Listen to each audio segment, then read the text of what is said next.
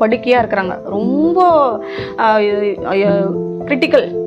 அந்த நேரத்தில் அவங்களால எதுவுமே பண்ண முடியல, காது கேட்கல சொன்னது.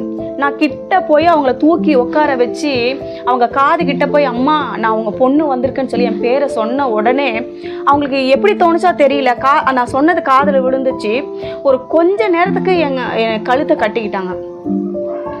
கட்டிக்கின உடனே நிச்சயமாக சொல்கிறேன், அவ்வளோ ஒரு சீரியஸாக இருந்தவங்க கொஞ்சம் கொஞ்சமாக அவங்களுக்கு அந்த இது தெரிய ஆரம்பிச்சுது.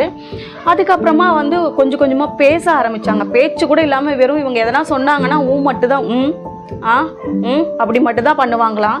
நான் போனதுக்கப்புறம் கொஞ்ச நேரம் கழித்து பேசவே ஆரம்பித்தாங்க, ஒரு வார்த்தைகளை பேச ஆரம்பித்தாங்க, கொஞ்சம் தெளிய ஆரம்பிச்சுது. அப்புறம் கொஞ்ச நேரம் கழித்து அன்றைக்கெல்லாம் நாங்கள் அங்கே இருந்துட்டு அதுக்கப்புறமா அவங்கள ஹாஸ்பிட்டலுக்கு கூட்டிகிட்டு போயிட்டு அவங்களுக்கு ட்ரிப்ஸ் ஏற்றி கொஞ்சம் ட்ரீட்மெண்ட் எல்லாம் பண்ணதுக்கப்புறம் அவங்க ஓரளவுக்கு தெளிவாகி நடக்கிற அளவுக்கு ஆயிட்டாங்க. எனக்கு அதுவே சந்தோஷமாக இருந்தது. யாரும் கவனிக்காததுனால இப்படி இருந்தாங்களா, இல்லை உண்மையாகவே சாவுக்கு எதுவான ஒரு இதுவாக அவங்க இருந்தாங்களா, எதனாலலாம் எனக்கு தெரியாது. ஏன்னா நான் புதுசாக போயிருக்காங்க, அதனால் எனக்கு விஷயம் தெரியாது.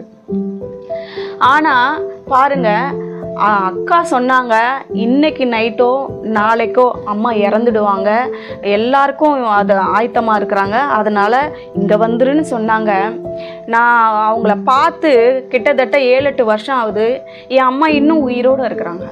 கர்த்தருடைய கிருபை, என்னோட கண்ணீரின் ஜெபத்தை கேட்டு அந்த நேரத்தில் சாவுக்கு எதுவாக இருந்த என் தாயின் சரீரத்தை கர்த்தர் உயிர்ப்பித்து, ஹல்லேலூயா. இது தேவனால மட்டுமே முடிந்த ஒரு காரியம். இன்னைக்கு உங்களை பார்த்து நான் சொல்றேன்,